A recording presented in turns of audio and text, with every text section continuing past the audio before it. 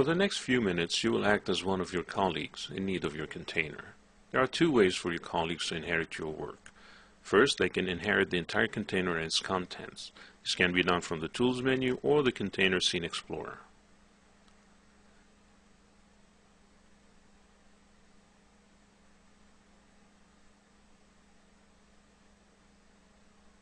Either way, the result is that the container you created is now in their scene, in the same location you created it in, and with the name you gave it.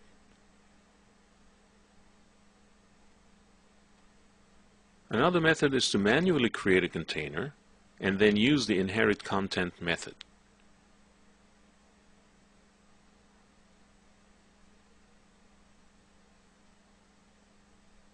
They still inherit your work, but based on the location of the newly created container. The label is also different. Both methods, however, do not allow your colleagues to edit your work. At best, they can transform the container for placement in the scene. Had you chosen to enable the Allow Edit in Place option, the Edit in Place button would not be grayed out. Your colleagues would then be able to completely change and overwrite your work. A safer method would arguably be to disallow editing by a third party.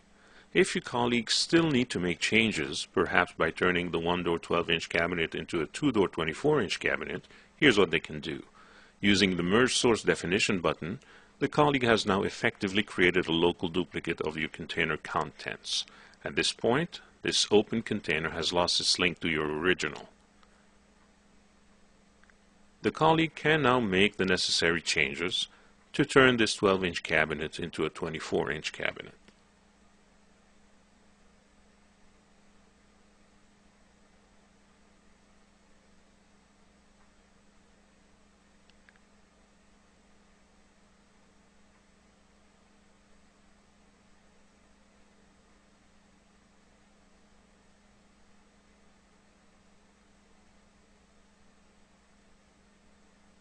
Note that when you make a clone of a component that's already part of a container, such as the door in this case, the clone is also part of that container.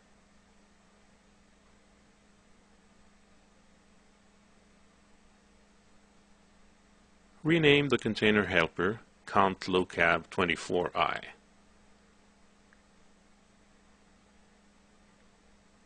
Since this is a new local container, it needs to be saved as a separate container definition file.